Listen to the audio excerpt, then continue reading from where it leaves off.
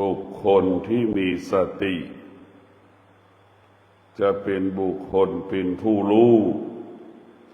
บุคคลที่มีสติจะเป็นผู้รู้บุคคลที่เป็นผู้รู้ก็จะละสิ่งที่เราควรละปล่อยวางสิ่งที่เราควรปล่อยวางทั้งอารมณ์ความรู้สึกของเราที่มันเกิดอาการที่มันสำแดงอาการสุขทุกข์พอใจไม่พอใจบุคคลที่มีสติจะเป็นผู้รู้จะไม่ยึดติด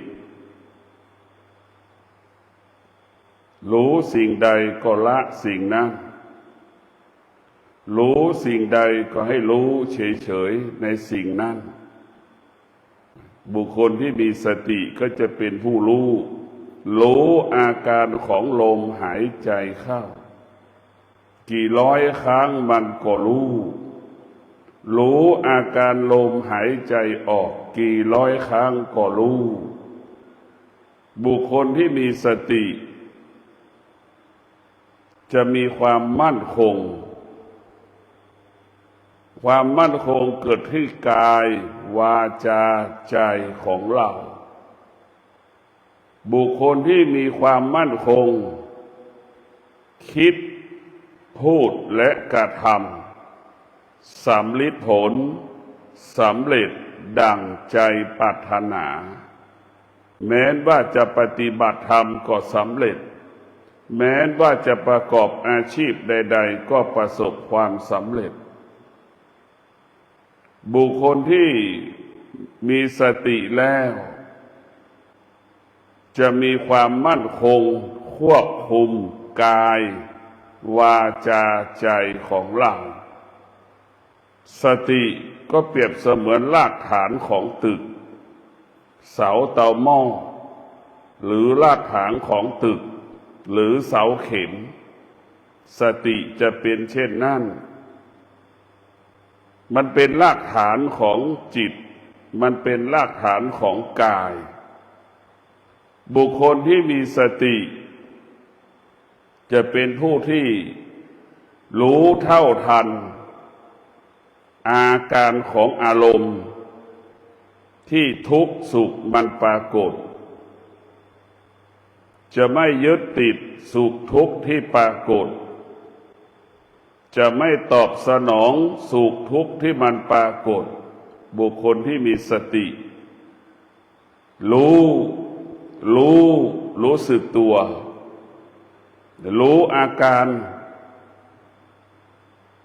ของอารมณ์รู้อาการของกายที่มันเกิดความเจ็บปวดเกิดขึ้นขณะที่นั่งสมาธิขณะที่ปฏิบัติหน้าที่ขณะที่ประกอบอาชีพรู้อาการของกายก็จะไม่ยึดติดที่กายมันเจ็บปวดรู้เฉย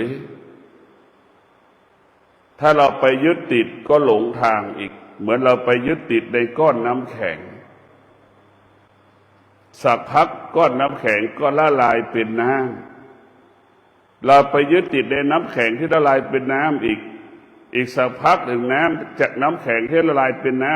ำเดี๋ยวน้ำแล้วก็ระเหยแห้งไปอีกนี่มันจะหลงทางอยู่ตลอดเวลาเนี่ยไปร่างกายของเราเปรียบเสมือนก้อนน้ำแข็งอารมณ์ของเราก็เปรียบเสมือนน้ำมันละลายหมดละเหยแห้งไปหมดร่างกายเราก็เป็นเช่นนั้นปรากฏการเปลี่ยนแปลงตลอดอารมณ์ของเราก็เกิดการเปลี่ยนแปลงตลอดสติให้เรารู้สิ่งที่มันเปลี่ยนแปลงทั้งอารมณ์ความรู้สึกของสภาวะจิตที่มันเกิดอาการชอบไม่ชอบสุขทุกข์ที่มันปรากฏที่ตาหูจมูกลิ้นกายใจของเราจะมีสติรู้ของมันจะไม่ตอบสนองมัน แต่เราจะมีสติรู้ตัวสติเท่านั้นที่จะแก้ไขสิ่งต่างๆที่มันเกิดขึ้นกับชีวิตของเราใช้คำว่าสติจะเป็นผู้พัฒนาสติจะเป็นผู้แก้ปัญหาเมื่อเรามีสติพัฒนาก็ง่ายแก้ปัญหาก็ได้ไวดั่งใจหมายเพราะเราเป็นตัวสติมันมีประโยชน์เกิดประโยชน์สติบุคคลที่ได้มีสติบุคคลผู้นั้นก็มีพลังบุคคลผู้ใดมีสติก็มีกำลังเหมือนช้างกำลังสติยิ่งใหญ่กว่าช้างนะคนที่มีสติจึงจับช้างได้คนที่มีสติจึงฝึกฝนช้างได้บุคคลที่มีสติจึงควบคุมช้างได้จิตเราจะยิ่งใหญ่ปานใดมันก็สู้สติไม่ได้เหมือนช้างเห็นไหมมันจะยิ่งใหญ่สักปานใดมันจะมีกำลังมากกว่าคนสิบคนมันก็สู้คนที่มีสติไม่ได้ตัวสติคือตัวพลังจับช้างได้ควบคุมช้างได้ฝึกช้างได้กำกับช้างได้สั่งให้นั่งสั่งให้นอนสั่งให้เดินได้เห็นไหมนั่นแหละคือพลังของสติจิตของเราก็เปรียบเสมือนช้างพระพุทธเจ้าหรือพระธรรมเปรียบเสมือนสติฝึกฝนจิตเหมือนควานช้างฝึกช้างสอนให้ช้างนั่งยืนเดินนั่งนอนเต้นวาดภาพต่างๆดังที่เรารู้ที่เราเรียกว่าช้างแสนรู้นั่นแหละหรือสัตว์แสนรู้นั่นแหละจิตเราก็เหมือนเปรียบเสมือนสัตว์แสนรู้ธรรมะสติก็เปรียบเสมือนบุคคลที่ฝึกฝนสัตว์แสนรู้เนี่ยเพราะฉะนั้นพวกเราทั้งหลายสติจะทำให้เราเป็นคนปกติอดทน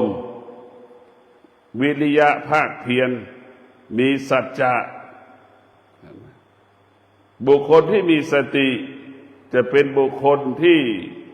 เห็นความจริงรู้ความจริงอย่างเช่นพวกเรามาปฏิบัติธรรมจะเป็นบุคคลที่มีสติบวชเนคขมะบำเพ็ญพจน์ปฏิบัติธรรมบุคคลที่มีสติก็จะเห็นพระธรรมยิ่งใหญ่เหนือกว่าเรื่องอื่นๆสติจะทำให้เราเห็นธรรมเหนือกว่าธรรมชาติสติจะทำให้เราเห็นธรรมเป็นผู้ควบคุมธรรมชาติสติจะเห็นธรรมชาติอยู่ภายใต้การเปลี่ยนแปลงสิ่งมีชีวิตไม่มีชีวิตอยู่ภายใต้การเปลี่ยนแปลงบุคคลที่มีสติจะได้รู้ว่าการเปลี่ยนแปลงนั้นมันเป็นกฎของโลกการเปลี่ยนแปลงนั้นเป็นกฎของชีวิตทั้งโลกและชีวิตของเราอยู่ภายใต้การเปลี่ยนแปลงภาษาพระว่าอยู่ภายใต้อนิจจังทุกขังอนัตตาอยู่ภายใต้ไตรลักษณ์อนิจจังทุกขังอนัตตาร่างกายของเราโลกของเราเป็นสิ่งที่คงสภาพเดิมไม่ได้เป็นสิ่งที่ควบคุมไม่ได้เป็นสิ่งที่แปรปรวนเปลี่ยนแปลงตลอดเวลาเมื่อเรารู้ว่าสิ่งใดถ้ามันเปลี่ยนแปลงตัวสติถ้ามันเกิดขึ้นแล้วมันจะไม่ยึดติดเช่นโมโหเกิดขึ้นมันก็รู้ว่าโมโหแต่มันจะไม่ตอบสนองอาการของโมโหหงุดหงิดเบื่อหน่ายรำคาญมันมีสติมันจะไม่ตอบสนองเมื่อไม่ตอบสนองมันก็มีเท่าเดิมมันเกิดขึ้นเองมันก็ดับเองเมื่อเราไม่ตอบสนองมันก็ไปของมันเองเหมือนก้อนน้ำแข็งมันก็ละลายไปในที่สุดร่างกายของเราเนี่ย เราต้องจดจำท่องไว้อยู่ตลอดเวลาว่าอยู่ภายใต้การเปลี่ยนแปลงถ้าเรามีสติเราก็จะอยู่เหนือการเปลี่ยนแปลงถ้าเราขาดสติก็อยู่ภายใต้การเปลี่ยนแปลงเจ็บปวดเกิดขึ้นก็ต้อนรับเนี่ยเราอยู่ภายใต้การเปลี่ยนแปลงของความเจ็บปวดที่เกิดขึ้นร่างกายชอบใจไม่ชอบใจสุขทุกข์ปรากฏโมโหงุนงิดปรากฏเราก็ไปต้อนรับนี่คือเราอยู่ภายใต้การเปลี่ยนแปลงเมื่อเราอยู่ภายใต้การเปลี่ยนแปลงชีวิตเราจะเกิดแต่คำว่าความทุกข์ตลอดเวลาจิตใจเรากายเราจะทรมานตลอดเวลาเมื่อเรามีสติเราก็รู้สุขทุกข์ปรากฏพอใจไม่พอใจปรากฏเรามีสติรู้เราไม่ตอบสนองมันก็เกิดขึ้นแล้วมันก็ดับมันเองแล้วมันก็จากไปเองเหมือนคนที่ไปเยี่ยมบ้านไม่เจอเจ้าของบ้านมันก็กลับเองเป็นเช่นนั้นแหละเราไปเยี่ยมหาเพื่อนที่หอพอเพื่อนไม่อยู่แล้วก็กลับก็เป็นเช่นนั้นรู้แล้วไม่ตอบสนองมันนี่แหละรู้เฉยๆรู้เพราะฉะนั้นสติก็คือตัวรู้อาการของสภาวะจิตรู้อาการของตาที่สัมผัสกับรูปเราก็จะไม่ตอบสนองมันรู้อาการของหูสัมผัสกับเสียงเราก็ไม่ตอบสนองมันรู้อาการของจมูกสัมผัสกับกลิ่นเราก็ไม่ตอบสนองมันรู้อาการของลิ้นสัมผัสกับอาหารต่างๆเราก็ไม่ตอบสนองมันรู้อาการของกายเจอของแข็งของร้อนกระทบของเย็นกระทบเราก็ไม่ตอบสนองมันเมื่อเราไม่ตอบสนองมันก็คงเดิมคงสภาพเดิมแล้วมันก็จากไปเหมือนเราไปเยี่ยมนั่นแหละเยี่ยมเพื่อนอยู่ที่หอนั่นแหละเพื่อนไม่อยู่แล้วก็ออกจบเมื่อเรามีสติรู้แล้วนี่รู้ตัวสติรู้ก็คือให้เรารู้สิ่งทั้งหมดทั้งปวงละสิ่งทั้งหมดทั้งปวงโดยเฉพาะละอารมณ์ละความรู้สึกท่านละไม่ได้ก็ให้เข้าใจมันให้เข้าใจมันอยู่กับมันให้ได้เสียใจก็ต้องอยู่กับความเสียใจให้ได้ทุกข์ใจก็อยู่กับมันให้ได้มันไม่มีอะไรถึงบอกว่าทุกอย่างมันเปลี่ยนแปลงความรู้สึกของเราก็เหมือนน้ำที่อยู่ในถ้วยเดี๋ยวมันก็ระเหยแห้งไปหมดเลยเห็นไหมมันก็เป็นเช่นนั้น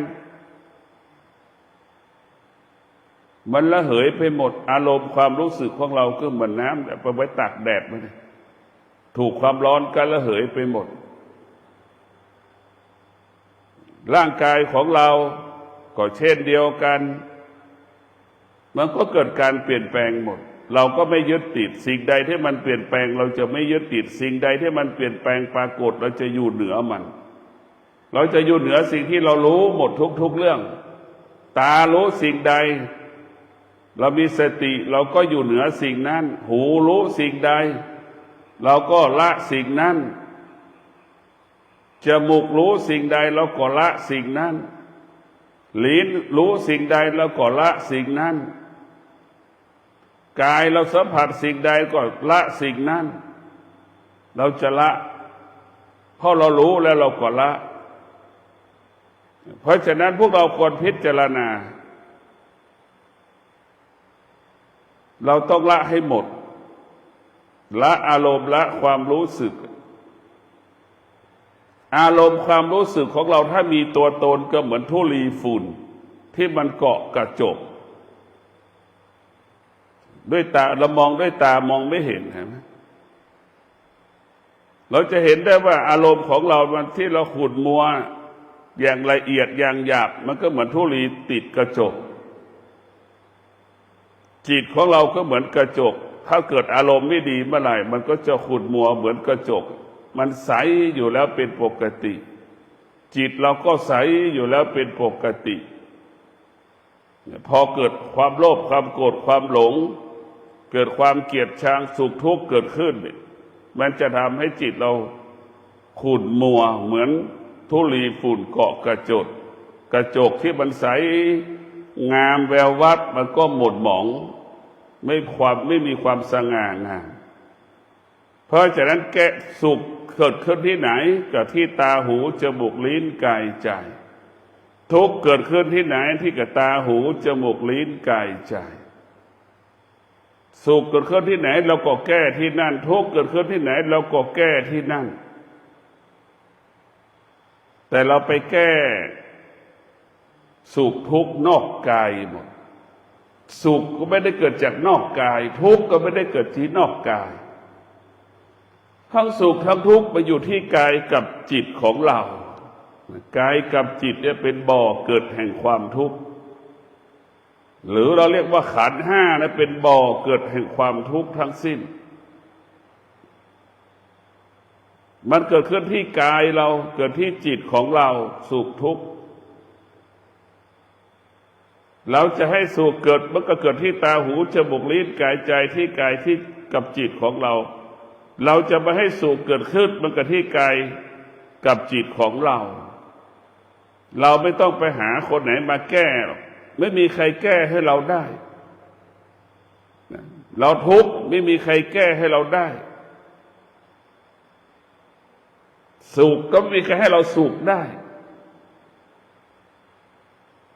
ตัวเราเท่านั้นสุขเพราะตัวเราเองทุกข์เพราะตัวเราเองไม่มีใครทำให้เรามีความสุขไม่มีใครทำให้เราเกิดความทุกข์ไม่มีในโลกคนที่ขาดปัญญาคนที่ขาดสติเข้าใจว่าเขาทำให้เราทุกข์เข้าใจว่าบุคคลอื่นทำให้เราทุกข์แต่ถ้าเราพิจารณาด้วยความเป็นจริงพระพุทธเจ้ายังไม่สามารถให้เราเกิดความทุกข์ได้พระพุทธเจ้าก็ยังไม่สามารถให้เราพ้นทุกข์ได้เราทุกข์เพราะเราขาดสติเราจะแก้ทุกข์ได้ก็เพราะตัวสติเห็นไหมไม่ใช่พระพุทธเจ้าคำสอนของพระพุทธเจ้าเท่านั้นที่จะตัวสติเนี่ยเราจะแก้ความทุกข์ที่มันเกิดมันจะสุขได้ก็เพราะความสตินี่แหละไม่อยู่ที่ตัวเราหมดแต่คนที่ขาดปัญญาคนที่มีอวิชชาก็ไปคิดว่าคนนั้นจะทำให้เรามีความสุขคนนั้นจะทำให้เราเกิดความทุกข์นี่เขาว่าภาษาพระปฏิบัติว่าหลงทางกันสุขอยู่ที่กายสุขอยู่ที่จิตไม่ได้ในเอในบีในขอไม่มีใครทำให้เราทุกข์ได้เราไปสมมติขึ้นเองว่าคนนั้นทำให้เราทุกข์คนนี้ทำให้เราทุกข์ความทุกข์เกิดจากอวิชชาเกิดจากอวิชชาความสุขก็เกิดจากอวิชชาเพราะมันเปลี่ยนแปลงไปหมดไม่เห็นตามความเป็นจริงเห็นความจริงเป็นความไม่จริงเห็นไหมผิดบิดเบี้ยวไปหมดเพี้ยนไปหมดเพราะฉะนั้นคนส่วนมากมีอวิชชาครอบงำติดอยู่ในสุขหลงอยู่ในสุขมันเป็นเรื่องของคำพูดว่าความสุขเป็นสิ่งอันประเสริฐความสุขความทุกข์มีค่าสำหรับคนโง่ความสุขความทุกข์ไม่มีค่าสำหรับคนที่เจริญด้วยปัญญาบุคคลที่เจริญด้วยปัญญาบุคคลเจริญด้วยสติสุขทุกข์เป็นสิ่งที่ไม่มีค่าไม่มีความหมายใดๆไม่สามารถทำให้ดวงจิตบุคคลที่มีสติบุคคลที่มีปัญญาสะเทือนและหวั่นไหวได้ไม่สามารถทำให้ดวงจิตบุคคลที่มีสติบุคคลที่มีปัญญาอยู่ใต้อำนาจสุขกับทุกข์ได้มันไม่มีค่าสุขทุกข์ก็คือช้างสติก็คือควานช้างนั่นแหละสุขทุกข์คือช้างสติคือควานช้างกำกับความสุขความทุกข์ได้ควบคุมสุขทุกข์ได้อยู่กับสุขกับทุกข์ได้ มันยังเกิดประโยชน์อีกนะเอาเหมือนช้างเนี่ยมันเกิดประโยชน์เอาไปลากสูงได้ทุกอย่างผู้มีปัญญากับผู้ที่มีสติจะคิดแตกต่างจากบุคคลธรรมดาทั่วไปบุคคลที่มีความคิดกับบุคคลที่มีการศึกษาเนี่ยมันแตกต่างกับบุคคลที่มีสติกับบุคคลที่มีปัญญานะแตกต่างกันหมดบุคคลที่มีสติกับบุคคลที่มีปัญญาเห็นความจริงเป็นที่ตั้งความจริงก็เป็นเรื่องปัจจุบันเช่นสติกับปัญญาเมื่อเจอปัญหามันก็จะใช้ความอดทนมาช่วยเห็นไหมจะไม่มีเหตุผลไม่ต้องสงสัยทำไมอะไรบุคคลที่มีสติกับปัญญาจะมีวิริยะภาคเพียรมาช่วยเห็นไหมขันติความอดทนก็เป็นเครื่องมือของสติกับปัญญาวิริยะภาคเพียรก็เป็นสติเหมือนปัญญาเป็นเครื่องมือของสติปัญญาหมดความอดทนก็เหมือนรถแท็กเตอร์วิริยะภาคเพียรก็เหมือนรถแมคโครนั่นแหละมันจะช่วยเราให้เรามีกำลังแก้ปัญหาต่างๆพัฒนาต่างๆก็จะง่ายขึ้นสติของเราเนี่ยสุขทุกข์เหมือนช้างสติหรือผู้มีปัญญาก็เปรียบเสมือนผู้ที่เป็นควานช้างเห็นไหมกำกับช้างได้ควบคุมช้างได้สั่งช้างได้เห็นไหมมันยิ่งใหญ่ขนาดไหนล่ะแต่เราพิจารณาปัจจุบันปกติปัจจุบันเนี่ยทุกคนกลายเป็นช้างหมดทั้งโลกคนที่จะเป็นควานช้างมีแค่1 คน2 คนเรื่องหนึ่งมีน้อยมากส่วนมากจะเป็นช้างกับคนทั้งโลก 99% จะเป็นช้างกันหมดคนที่จะเป็นควานช้างมีแค่ 10%เพราะฉะนั้นพวกเราทั้งหลายอานุภาพของธรรมนั้นมันยิ่งใหญ่กว่าแมคโครรถแท็กเตอร์มันยิ่งใหญ่กว่ารถแท็กเตอร์รถแมคโครอีกรถแมคโครเห็นไหมเราถือว่ามีพลังมากคำว่าพลังทั้งหลายที่มีอยู่บนโลกใบนี้ไม่มีพลังใดยิ่งใหญ่กว่าพลังของธรรมไม่มีพลังของธรรมก็คือพลังวิริยะภาคเพียรพลังของธรรมก็คือพลังของความอดทนพลังของธรรมก็คือพลังแห่งสัจจะดังกลุ่มนักวิทยาศาสตร์สร้างยานอวกาศเพื่อไปสู่ดาวอังคารไปสู่โลกเห็นไหมนี่แหละสติสัจจะวิริยะขันติจึงทำให้เกิดคำว่าสำเร็จเห็นไหมบุคคลที่มีธรรมะกับบุคคลที่มีการศึกษาแตกต่างกันอยู่กับความเป็นธรรมะจะอยู่กับความเป็นจริงการศึกษาอยู่กับความรู้สึกบุคคลที่มีความคิดอยู่กับความรู้สึกบุคคลที่มีธรรมะอยู่กับความเป็นจริงอยู่กับความเป็นจริงก็คือเอาสมาธิเป็นที่ตั้งคนที่มีการศึกษาเอาอารมณ์เป็นที่ตั้งเอาความคิดเป็นที่ตั้งตาเห็นรูปแล้วก็คิดเองเห็นไหมหูได้ยินเสียงเราก็คิดเองตาเห็นรูปเหมือนตัวหนังสือที่เขาส่งไลน์ให้ล่ะพอเขาด่าเราก็ร้องโมโหหงุดหงิดเห็นไหมหูยังไม่ได้ยินเลยตาเห็นตัวหนังสือเกิดอาการหงุดหงิดไม่พอใจเห็นไหมอันนี้แหละคือคนที่ไม่มีธรรมะก็จะเป็นเช่นนั้นแหละเป็นความจริงแค่ตัวหนังสือพอเขาเขียนพิมพ์หนังสือมาให้เราส่งมาให้เราว่าเราเป็นคนดีอย่างนั้นนี้ก็หลงเขาอีกชื่นชอบเขาอีกเห็นไหมพอเขาด่าเราก็เกลียดเขาอีกขัดคนที่มีความคิดจะเป็นเช่นนั้นคิดเองเองแค่เป็นความจริงแค่ตาเป็นความจริงแค่ได้เสียงเห็นไหมตายังไม่สัมผัสหูยังไม่สัมผัส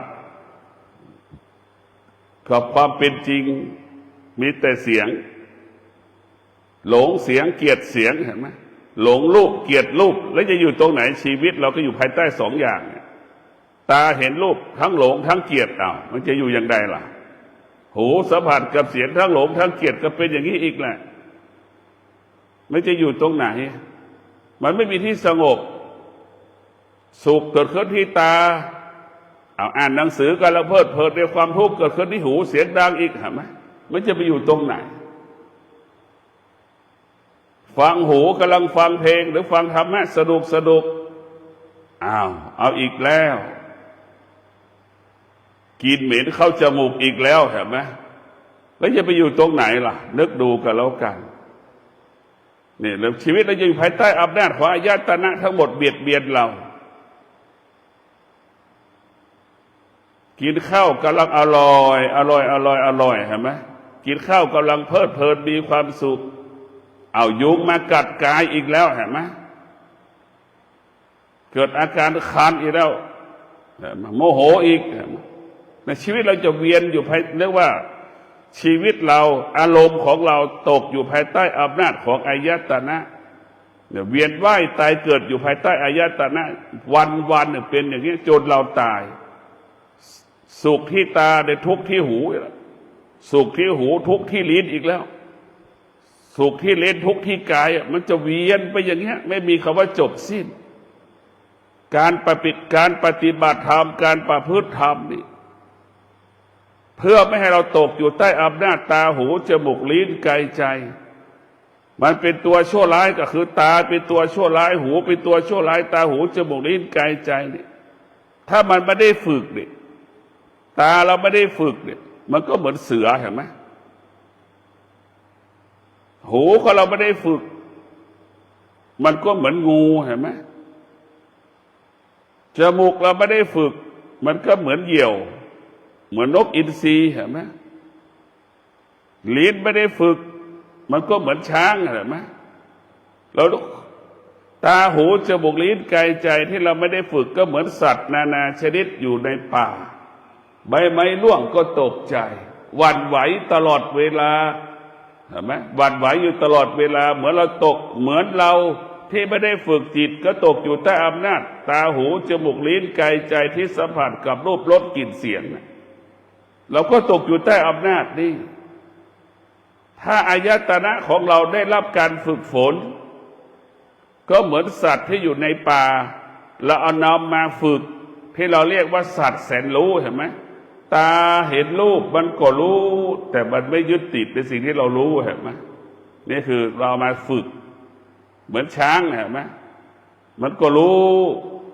มันไม่ยึดติดหูสัมผัสกับเสียงก็เหมือนสัตว์แสนรู้มันก็ไม่ยึดติดเพราะมันรู้เห็นไหมมันไม่ยึดติดเพราะมันรู้จมูกสัมผัสกับกลิ่นก็เหมือนสัตว์แสนรู้มันก็ไม่ยึดติดเพราะมันฝึกมันแบบนั้นเนี่ยนี่แหละคือการฝึกอายตนะก็เหมือนสัตว์แสนรู้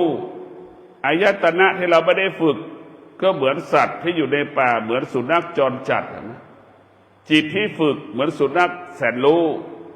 จิตที่ไม่ได้ฝึกก็เหมือนสุนัขจรจัดไม่มีค่าเห็นไหม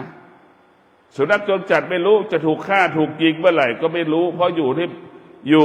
ในที่ที่ไม่ปลอดภัยเห็นไหมเพราะมันไม่รู้ตรงกันข้ามสุนัขแสนรู้อยู่ในที่ปลอดภัย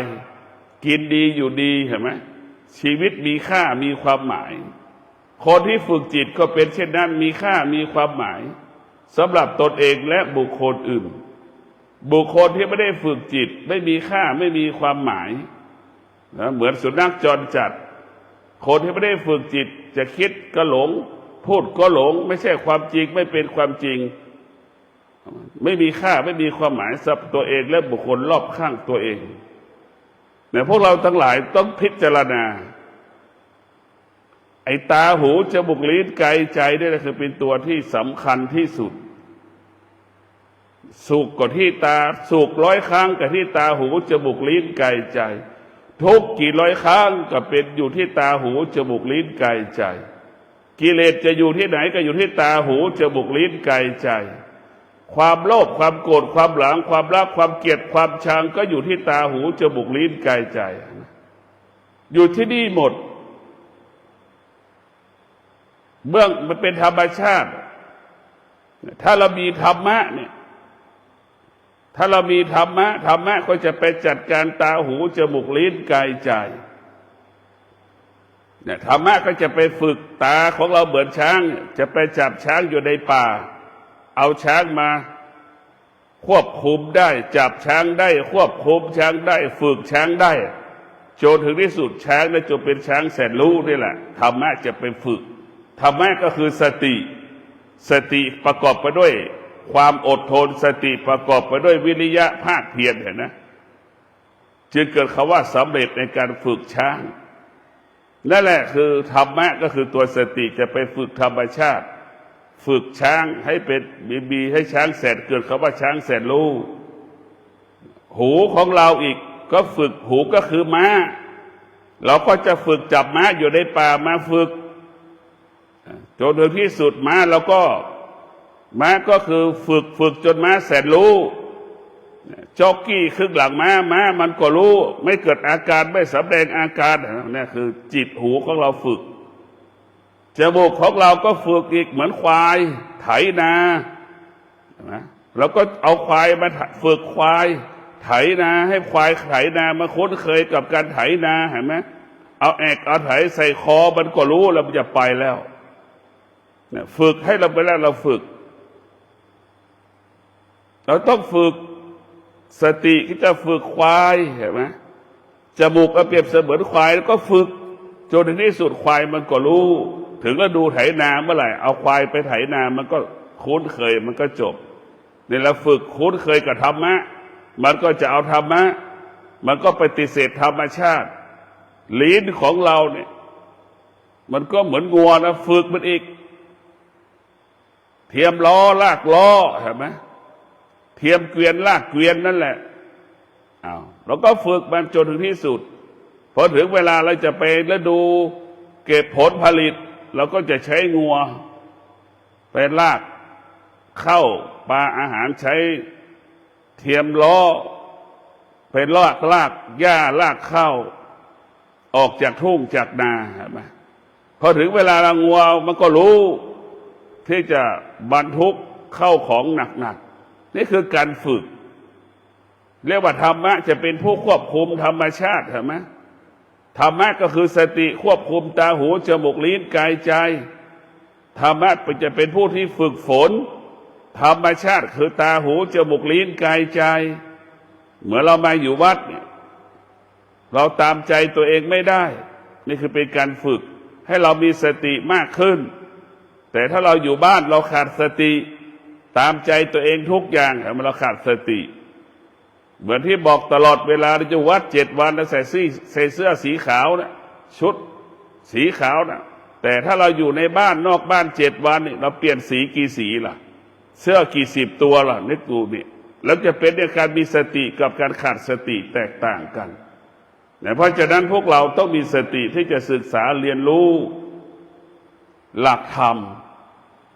รู้เพื่อไม่ให้รู้ในหลักการธรรมะของพระพุทธเจ้ารู้ไม่ให้ยึดติดในสิ่งที่เรารู้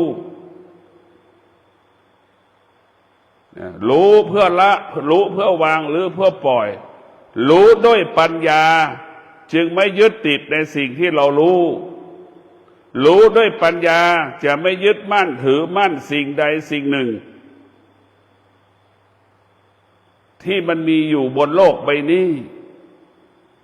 บุคคลรู้ด้วยปัญญาจะไม่ยึดติดร่างกายของเราเป็นของเน่าเหม็นเน่าเปื่อยเห็นกายบุคคลที่มีปัญญาจะไม่หลงกายตนเองจะไม่หลงกายคนอื่นบุคคลที่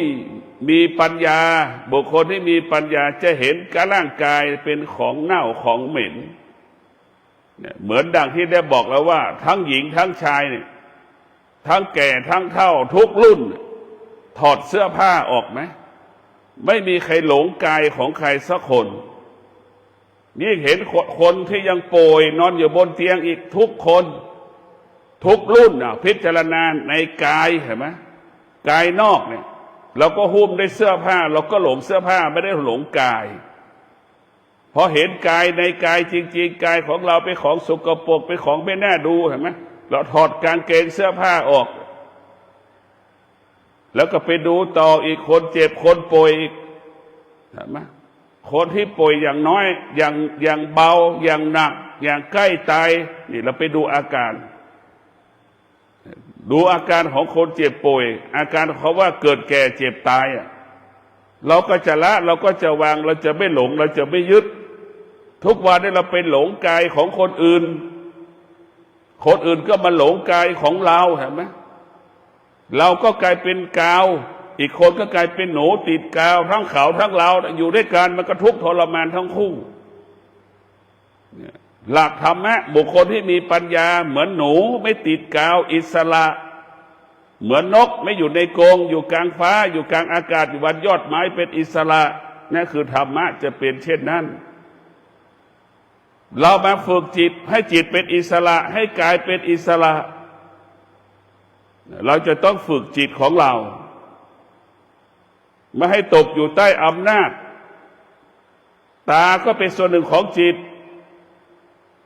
เราไม่ตกอยู่ใต้อำนาจที่ตาสัมผัสกับรูปเราจะไม่ตกอยู่ใต้อำนาจหูที่มันสัมผัสกับเสียงเราจะไม่ตกอยู่ใต้อำนาจกลิ่นจมูกที่สัมผัสกับกลิ่นเราจะไม่ตกอยู่ใต้อำนาจลิ้นที่สัมผัสกับรสชาติอาหารเราจะไม่ตกอยู่ใต้อำนาจร่างกายที่มันเกิดความเจ็บปวดนี่คือการฝึกจิตเราจะไม่ตกอยู่ใต้อำนาจเรามีสติเรามีปัญญาแต่คนส่วนมากมันกลับขาดสติขาดปัญญาตกอยู่ใต้อำนาจตาเห็นรูปชอบไม่ชอบใจเกิดแล้วทุกข์สุขเกิดขึ้นอีกหูสัมผัสกับเสียงก็เกิดอาการอีกสุขทุกข์เกิดขึ้นอีกมันจะเป็นแบบนี้ตลอดเวลาชีวิตเราไม่มีหลักของชีวิตก็คือธรรมะเท่านั้นเป็นหลักของชีวิตเราจะมั่นคงได้ก็เพราะธรรมะเท่านั้นธรรมะก็คือสติก็ประกอบด้วยความอดทนสติก็ประกอบด้วยวิริยะภาคเพียรมันจะเกิดคำว่ามั่นคงปลอดภัยยั่งยืนงอกงามยิ่งขึ้นไป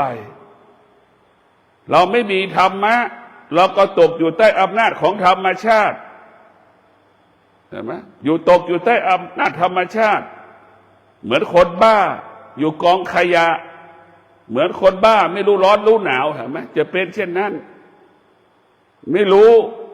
ธรรมชาติคือตัวไม่รู้ธรรมะคือตัวรู้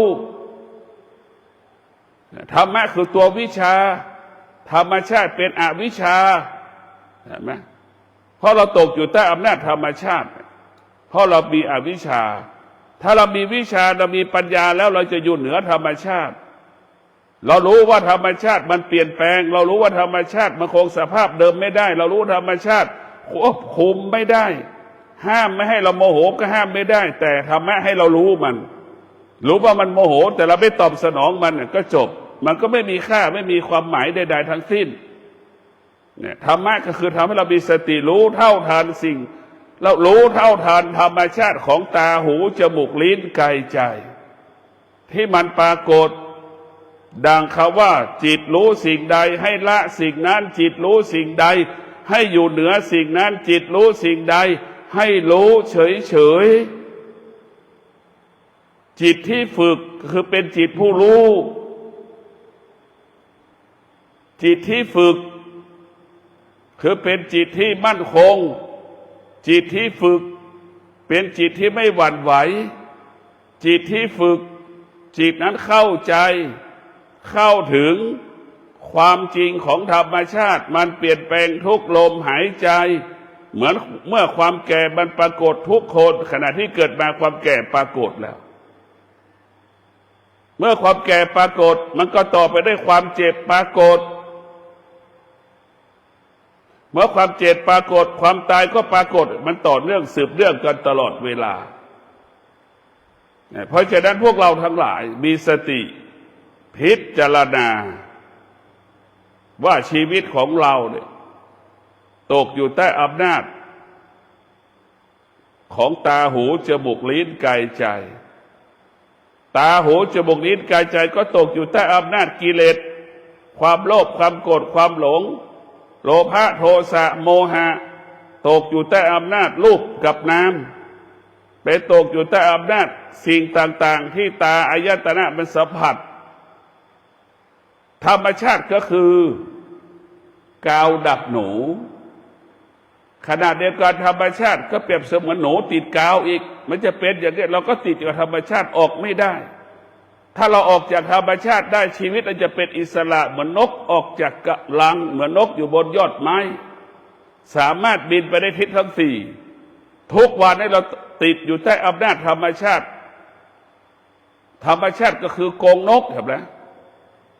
เราก็ถูกอยู่นกอยู่ในกรงขังอย่างนี้แหละอะไรขังความสุขขังเราความทุกข์มันขังเราความโลภความโกรธความหลงขังเราไว้ความเกลียดความชังขังเราไว้ให้เราทุกข์ทรมานลำบากก็ขอให้พวกเรามีสติในการดำเนินชีวิต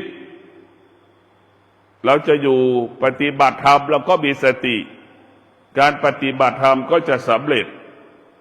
เราประกอบอาชีพเรามีสติเราก็ประสบความสำเร็จในการประกอบอาชีพในการปฏิบัติหน้าที่ตัวสติจะเป็นผู้ควบคุมสติคือควานช้างจิตเราคือช้างเห็นไหมถ้าเรามีสติแล้วเราจะควบคุมจิตเราได้ควบคุมช้างได้เห็นไหมควบคุมกายเราได้มันจะเป็นเช่นนั้นก็ขอให้ท่านทั้งหลายมีสติรู้ว่าเรากำลังออกจากสมาธิให้เรามีสติรู้ว่าเรากำลังลืมตาเราก็มีสติรู้ว่าเราจะขยับมือขวามือซ้ายเราก็มีสติรู้เรามีสติรู้จะขยับเท้าขวาเท้าซ้ายเปลี่ยนอริยบทเราก็รู้ให้เรารู้เท่านั้นจิตอยู่ในกายจิตอยู่กับกายทั้งกายทั้งจิตมั่นคงขอความสุขสวัสดีจงเกิดแก่ท่านทั้งหลายขอให้ท่านทั้งหลายมีสติในการดำเนินชีวิตเราก็มั่นคงปลอดภัยยั่งยืนงอกงามยิ่งขึ้นไป